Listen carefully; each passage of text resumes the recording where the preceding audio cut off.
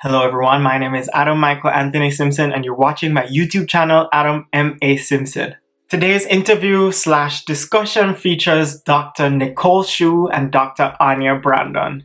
And these two are actually my friends from Stanford in the Civil and Environmental Engineering department. They recently graduated and are off to pursue either postdocs or AAAS fellowships, and I'll allow them to tell you what they're doing. However, this is a new format of show that I'm trying to start with groups of scientists, academics, etc.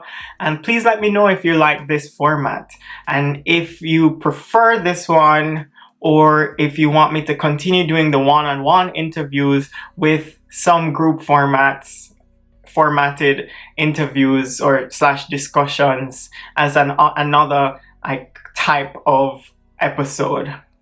Also, if you want to skip forward to where the people I feature on this channel answer specific questions, I actually have them in the description box. So please read the descriptions. I spend a lot of time writing those descriptions. And yeah, stay tuned for Dr. Anja Brandon and Dr. Nicole Xu.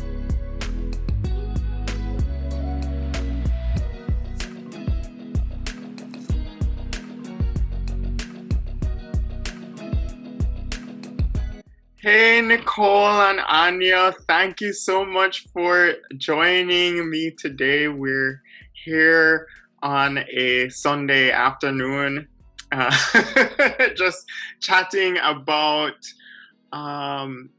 y'all's PhD journey. So I'd start by allowing you both to introduce yourself. Anja, you can go first, and then Nicole. Sure. My name is Anja Brandon, and I am currently a AGU AAAS Congressional Science Fellow, and finished my PhD in Environmental Engineering and Science at Stanford last July. Time's a flat circle in COVID. But yeah, I went right from, I worked with Criddle there. I went right from there to my current fellowship. And Nicole? Yeah. Well, hello, everyone. My name is Nicole Xu. I also got my PhD at Stanford, but in bioengineering. And I worked with John Dabiri at Stanford and also at Caltech for a very brief postdoc, as well as my master's. I actually can't say what I currently do because the government has a lot of weird restrictions. And so they're like, you can't say that you're affiliated with us unless you get it officially cleared. So we're just going to not talk about what I currently do, if that's okay.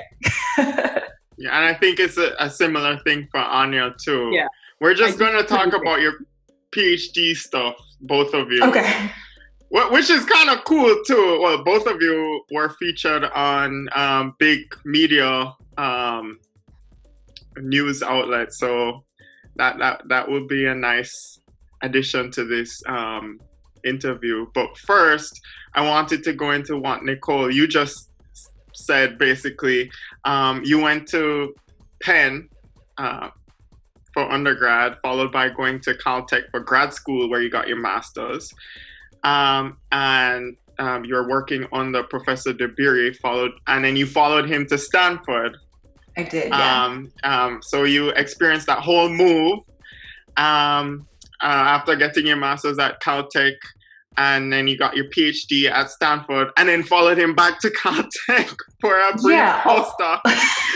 Although the second time, it was mostly virtual, but they were physically moving the lab back, so I was glad to not have to participate in moving things physically twice. Yeah.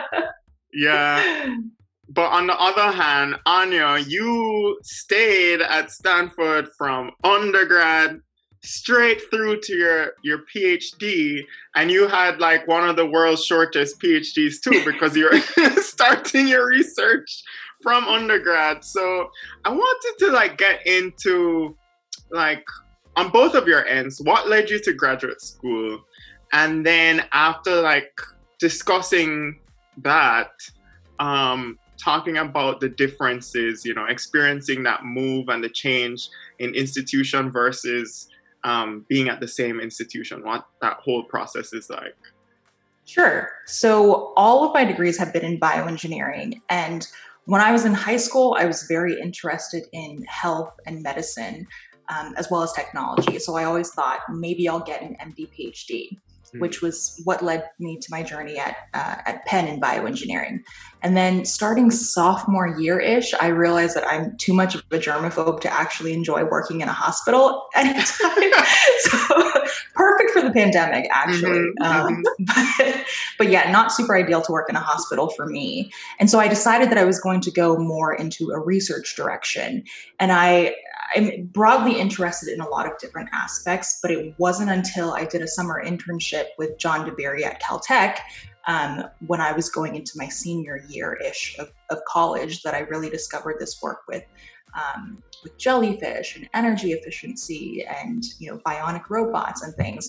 And so that really led me into my journey into graduate school. So I started off at Caltech, thought I was going to get my PhD there. And about a week after starting was when John sat me down in his office and said, hey, the lab is moving to Stanford, which is also really great. I actually only interviewed at two places for graduate school, wow. Caltech and Stanford. And that was very intentional. Those were the two places that I really wanted to go. So I got to experience both of them and had a really good time.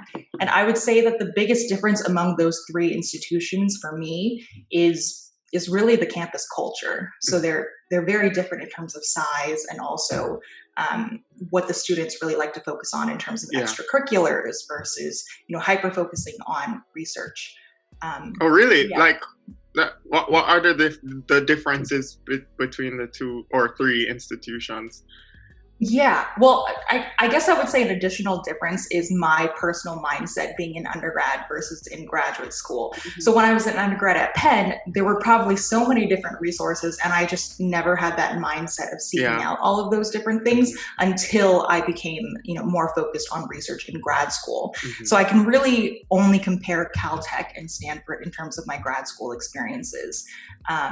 But they're just very different institutions. Caltech is very small, so you can walk across the entire campus in maybe 5 to 7 minutes. Oh, wow. And there are clubs on campus, but it's not so much this being good at everything that Stanford students really portray, of just all of these student athletes who are Olympians as well as brilliant engineers and business students. So that's a lot of pressure in a different way. But I would say that those are the two main differences.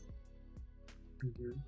And then Anja, you could discuss being at the same institution and what it was like in undergrad versus grad school. Yeah. So there's a little bit about my background. So I grew up in the Pacific Northwest, in Seattle, and just absolutely fell in love with the oceans. I started working at the Seattle Aquarium in high school, and was just the biggest marine bio nerd you'd ever meet. And so I just really thought I was going to go into marine biology somehow, or ecology, something like that, working on the oceans, studying the oceans, and came specifically to Stanford for undergrad because I knew they had really good research and study abroad programs. Where it was oh, that's cool. I can work at Hopkins Marine Station at Stanford, but I can also go abroad other places and do research on the oceans there. So I also looked at, Caltech and a few other institutions, and really the ability to use the Stanford name and travel wherever you wanted to was really awesome. And so I took advantage of that a lot in undergrad. So I did a semester, quarter, my freshman year, partially at Hopkins Marine Station in Monterey Bay, and then partially aboard a tall sailing ship, a research vessel. In freshman year? Yeah, it was ridiculous. Wow. I'm so glad I did it then, because I look back, I'm how the heck did I have the energy to do that? So yeah, it was so cool and great, and got to go out and be on the Pacific Ocean just 24/7, living on a boat and studying the ocean, which was great, and loved the research, but also realized that I didn't want to quantify the problems that I was observing. I wanted to do something about the problems. and like, you know, it's super important to like have a baseline and to have people out there understanding what is the problem. Yeah. But I wasn't as passionate or connected to that. So that's kind of what drew me back towards the engineering side. Yeah. So I did environmental engineering or environmental systems engineering, I think, for my undergrad at Stanford. And got super into it, was able to like do most of my coursework pretty quickly. So come probably my junior year was like almost done. And I had found Craig Criddle along the way and had started doing research with him, which I think is another like really big advantage of a large institution like Stanford, where you can really connect to professors if you're interested in undergrad and like start doing research. So I started doing research with him the summer after my sophomore year, on like bioplastics and other anaerobic systems like the ocean, and just really liked his lab and liked some of the work. And he, you know, had this idea for a project and, you know, gave it to me the summer after my junior year. And I basically said, you know, I think this could go somewhere. If I continue working on this, can I stay for a PhD? And he was like, yeah, sure, why not? So for me, it was always just about like the project and like staying and focusing on that, and less about, you know, what you're really supposed to do in academia, where you go to different institutions and learn about them. And, you know, I think that is really important in many respects, especially if you want to go on to be a professor or something, to like have an understanding of how different institutions work. At least that's what I've heard. I don't know. I've only been to one institution. But yeah, I really liked being able to just stay the course, and just it helped me like finish up really fast. So I got all 3 degrees from Stanford in 8 years, which was great for me. Like I did not want to, you know, I didn't have funding to pay for a master's, so I was able to use my undergrad funding for that, and then get funding for grad school and just do a PhD. Nice. So it worked out well for me there. Awesome. And so Nicole, I wanted you to go back to the differences of the institutions. You said Stanford students are like trying to be good at everything versus at Caltech, it was like, I guess it's more research focused. Can you speak more on that? I mean, my perception is like Caltech is Nobel Prize, Caltech research, and like super focused on research, and then Stanford is super focused on research too, but I think we kind of have an entrepreneurial spin on everything we do. Startups. So yeah, so even our professors are trying to like do these like, I don't know, industry collaborations and stuff like that. So can you speak more on like the differences in culture there? Yeah. So at Caltech, I think whether you want to be involved in things outside of academia is completely up to you. Yeah. I mean, that's true anywhere. Yeah. But you're not judged if you're hyper-focused on research and research alone. In fact, that is seen as a huge plus. And luckily, and you guys know this, John Dabiri is good at lots of things. Yeah. He fits in at both institutions in terms of being hyper-focused on research, as well as, you know, you always see him at the gym at both Stanford and Caltech. Yes. Adam and I were on the same gym schedule as him for a little while. Yes. That was not good for me. I was like, oh, please don't look at me. I used to just wave, but... I seriously think everyone is on the same gym schedule as John, though. Like everyone would come up to me and say, "Oh, I saw John." I think that's it. Yeah. But at Caltech, there's this idea that you can be very hyper focused on your research, and like that is your entire life. And that's not necessarily a bad thing. I think there's this, there's this overemphasis right now that people should be well-rounded and good at everything, whereas it's okay to be well lopsided as long as that's the right balance for you. And I think at Stanford, it's this completely opposite culture where there are a lot of undergrads who come in and they are gunning for the Olympics, or they're, really good equestrians.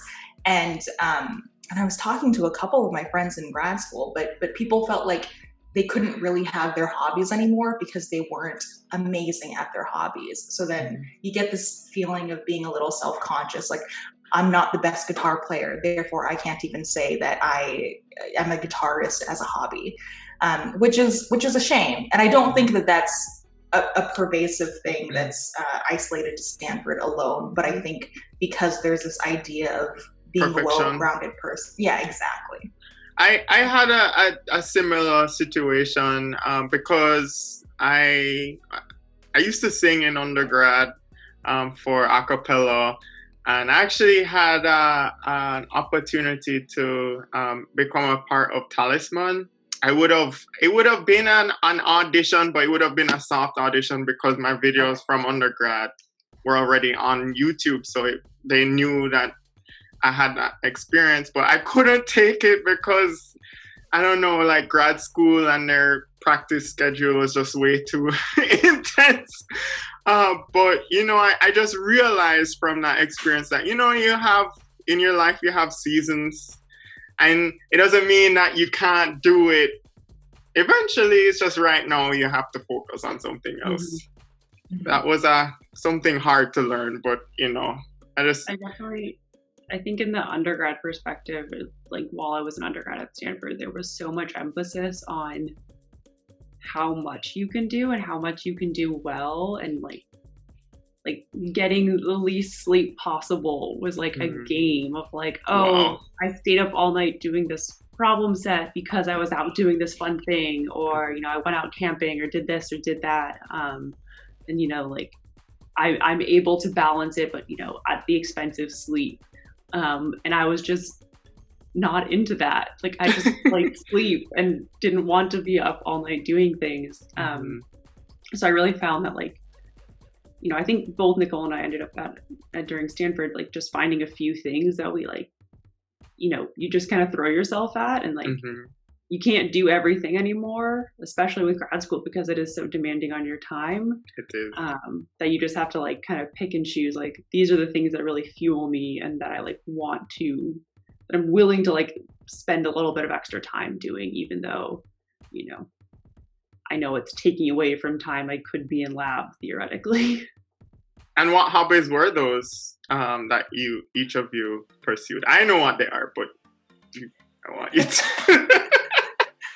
You want to go first, Nicole? Yeah, sure. So I taught cardio dance classes through Stanford Aerobics and Yoga. And I also, before I started teaching classes, I was a dedicated student. So I took all of the Zumba classes, I did all the yoga classes and the HIIT classes.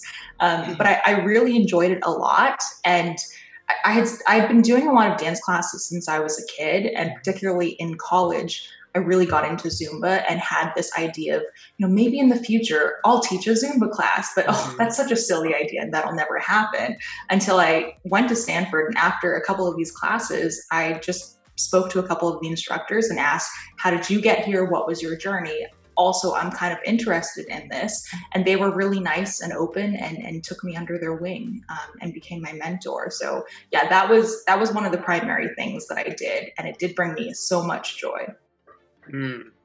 You also danced, would dance. I took a hip hop class, and I took a few hip hop classes, which were really fun. And then I took an advanced ballet class, which was, I want to say it's a terrible idea, but it also wasn't. So I had taken ballet when I was a kid, and I had gotten up to point when I was, 12 or 13, but I quit shortly thereafter, and I hadn't taken ballet classes since. Ballet is a lot of French terms and things that I don't necessarily remember from when I was a child. So when I took this advanced ballet course, I had emailed the professor beforehand asking, am I okay to take this course? Because you're not offering an intermediate, and I think I'm a little too advanced for beginner. So like, am I going to be overwhelmed? And the teacher said, no, you'll be totally fine. And the first class I was so overwhelmed. Like, I don't understand any of these things, and you're not demonstrating the moves. But it's that classic mentality of I must defeat this thing that I'm really awful at. So I kept going back. And originally I was just going to go back for a couple more classes and then say, like, I have proven myself, I'm not going to do this. But I ended up staying the entire quarter, and it was really fun, but very hard. That's awesome. And then for you, Anja, what was your hobby? Yeah, my big hobby or passion during both undergrad and grad school was rock climbing. So Stanford has an awesome rock climbing indoor facility. I think it's like remains the largest collegiate climbing facility in the country, which is pretty great. So I worked at the climbing wall as an instructor and like supervisor and then a manager all through undergrad. And I was on the club climbing team that we actually started my freshman year of undergrad.